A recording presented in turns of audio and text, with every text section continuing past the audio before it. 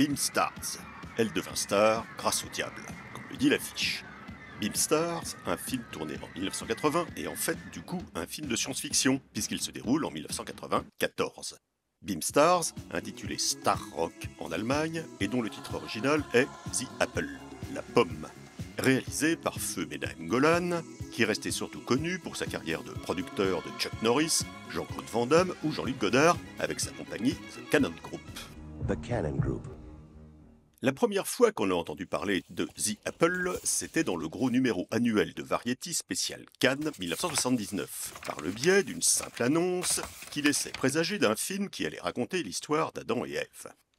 Ah, un film qui raconte l'histoire d'Adam et Ève avec le coup du paradis terrestre, du diable et de la pomme, il y en a somme toute un certain nombre, et notre préféré, c'est celui-là. Good Morning Eve, en 1934. C'est un court-métrage, c'est aussi un des tout premiers films réellement en couleur, en vrai Technicolor. Et si c'est notre Adam et Ève préféré, c'est surtout parce que le Adam est particulièrement réussi. Il est incarné par Leon Errol, qui était une grande vedette à l'époque, et Ève, c'est June McCloy, qui jouera plus tard le rôle de Lulu Bell, l'entraîneuse de saloon dans Go West, chercheur d'or avec les Marx Brothers, en 1940. Et à part ça, on ne se souvient pas trop de June McCloy. Vous me direz, les autres comédiennes qui ont joué un jour le rôle d'Ève n'ont pas fait non plus une grande carrière, il doit y avoir une malédiction, quelque part. Que ce soit Christiane Martel dans Adam et Ève, un film mexicain de 1956, et pourtant Christiane Martel avait été Miss Univers quelques années auparavant. Que ce soit Ulla Bergrid en 1966 dans La Bible de John Huston, Ulla qui a déclaré ultérieurement ne pas avoir trop apprécié son costume en feuilles de figuier. Que ce soit Candy Wilson dans Le péché d'Adam et Ève, un autre film mexicain de 1969, celui-là, avec un très joli paradis terrestre, ou que ce soit Andrea Goldman dans Adam et Ève, la première histoire d'amour, tournée aux îles Canaries en 1983. No, non mangiare. Quant à cette Ève-là, dans un film produit par la Vitagraph en 1912, c'est tout ce qu'on sait, nous ne connaissons même pas son nom. Et dans The Apple, Ève est jouée par Catherine Marie Stewart.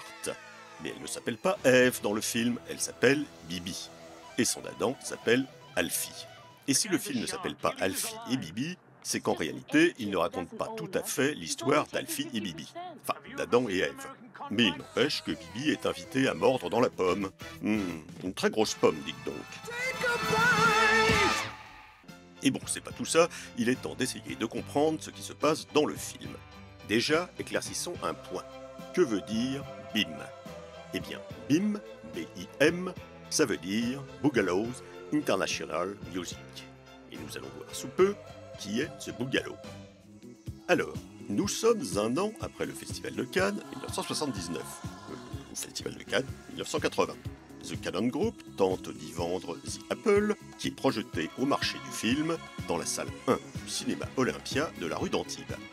Et voilà ce que raconte leur texte de présentation que nous avons essayé de traduire le plus fidèlement possible. The Apple, Bim Stars donc, est une comédie musicale rock ingénieuse et futuriste qui se déroule dans le monde de la musique en 1994. C'est l'histoire d'un jeune duo, Alfie et Bibi, qui tombe dans les griffes du plus puissant et du plus maléfique des impresarios, Boogaloo, qui n'est autre que le diable déguisé. Lors du concours du World Vision Song Festival, ils chantent une chanson d'amour nostalgique qui menace le duo de Boogaloo, Pandy et Dandy, qui chantent le BIM. En truquant le concours, Boogaloo assure la victoire de Pandy et Dandy et la sienne. Ladies and gentlemen, a toast to BIM. BIM! 5, 4, 3, 2, BIM! Du jour au lendemain, le BIM devient non seulement une nouvelle vague musicale, mais aussi un mode de vie à part entière. Le BIM est le nouveau programme d'entraînement martial et physique auquel chaque citoyen du régime totalitaire de 1994 doit participer à 5 heures précises tous les jours. Peu importe ce qu'il est en train de faire, éteindre un incendie, opérer un patient ou manger dans un restaurant. Le BIM régit la vie de chacun et Boogaloo dirige le BIM. Bibi s'enfonce de plus en plus dans la décadence du monde qui l'entoure, sans espoir de revoir Alfie. Alfie, solitaire et déprimé, rencontre un groupe de hippies et part vivre dans la clandestinité avec eux, car ils ont été déclarés hors la loi par le gouvernement. Le combat des forces du bien et du mal, Boogaloo et Monsieur Tops, c'est-à-dire Dieu, séparent Alfie et Bibi. Mais à la fin, le bien l'emporte sur le mal, et Alfie, qui est barbu maintenant, et Bibi sont réunis. On ne sait pas si tout cela est très clair, et si ce texte promotionnel concocté par le Canon Group a vraiment aidé à vendre The Apple dans le monde entier. Mais ce qu'on sait, c'est que l'avant-première a été une catastrophe, à tel point que Menahem Golan a menacé de se jeter du haut de son balcon, ce qu'il n'a pas fait, et que l'exploitation du film a été un désastre également, et qu'il a très vite disparu des écrans pour quelques décennies, avant de finir par devenir un film culte pour séance de minuit au même titre que The Rocky Horror Picture Show. Justement, on pense beaucoup au Rocky Horror Picture Show devant The Apple, mais aussi à Tommy de Ken Russell, ou à Phantom of the Paradise de Brian De Palma. 10 seconds to BIM hour. The National Fitness Program is watching you. Avec en plus un zeste de 1984 et un soupçon de Fahrenheit 451.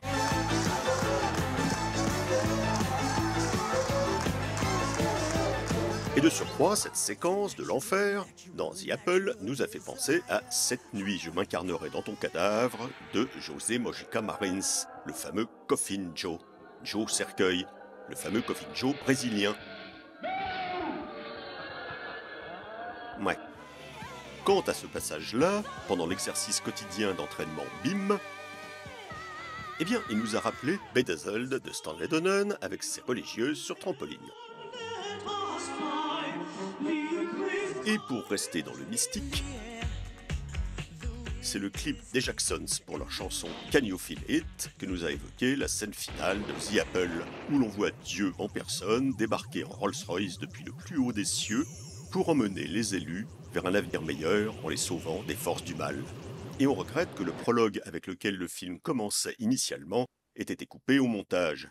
On y voyait Dieu et Satan, en pleine création du monde, faire un numéro de claquettes au milieu des éléphants et des dinosaures, et il n'en reste malheureusement que les deux photos en noir et blanc que nous venons de voir. En tout cas, c'est bien cette dernière séquence cosmique qui a valu à The Apple l'honneur de remporter le prix du Special Effect, l'effet spécial le moins spécial, à l'occasion de l'édition 1980 des Stinkers Bad Movie Awards, récompensant annuellement les pires navets de l'année, devant 3 autres nominés, Galaxina, Le Dernier Vol de l'Arche de Noé et Xanadu. Mais ce n'est pas tout.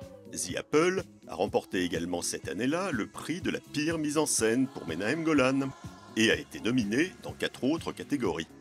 Musique la plus envahissante, pire chanson, doublement nominé même dans cette catégorie, pire scénario et surtout pire film de l'année, où il était en bonne compagnie puisque les autres nominés étaient Caligula de Tinto Brass avec Malcolm McDowell, Can't Stop the Music avec les Village People, ou Le complot diabolique du Dr Fu Manchu avec Peter Sellers. Mais c'est Popeye de Robert Altman avec Robin Williams en Popeye et Shelley Duvall en Olive Oil qui a remporté ce prix tant convoité du pire film de l'année 1980. Et Popeye avait été tourné sur l'île de Malte, dans un village spécialement construit pour les besoins du film, un décor qui est toujours debout de nos jours et est devenu depuis une des principales attractions touristiques à Malte, The Popeye Village. The Apple a pour sa part été tourné dans un décor qui n'avait certes pas été spécialement construit pour les besoins du film, puisqu'il s'agit des rues et des parcs de Berlin. Berlin-Ouest tout au moins. Berlin, qui n'a toutefois pas, à notre connaissance, été rebaptisé The BIM Village. Et c'est Vladek Chebal, que l'on avait déjà vu en méchant agent de Spectre, dans Bon baiser de Russie, qui interprète le rôle de Monsieur Boogaloo, le diable donc. Et c'est Vladek lui-même qui, paraît-il, pour se distinguer d'un Satan ordinaire, avait décidé de ne porter qu'une seule corne. Mais dans ce domaine, celle qui a vraiment eu l'occasion de bien s'amuser, c'est cette dame respectable qui est une vraie star dans sa spécialité. On veut parler de la créatrice des costumes, Ingrid Zory.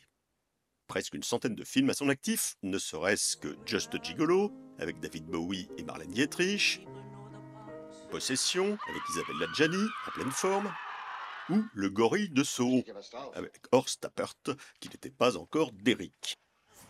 Mais là, pour The Apple, comme on était en pleine période disco, enfin, si on veut être précis, on était en réalité à la fin du disco, pour une fois, Ingrid Zoré a pu donner libre cours à sa créativité et se défouler. Un peu comme un comédien qui aurait joué du Beckett ou du Marguerite Duras pendant toute sa carrière, et aurait enfin eu un jour sur scène l'occasion de crier « You Ratatin !» D'accord, nous n'avons aucune preuve qu'au moment de signer son contrat, Ingrid Zoré a vraiment crié « You Rintintin ». Et vous croyez qu'il aime les pommes, Rintintin ?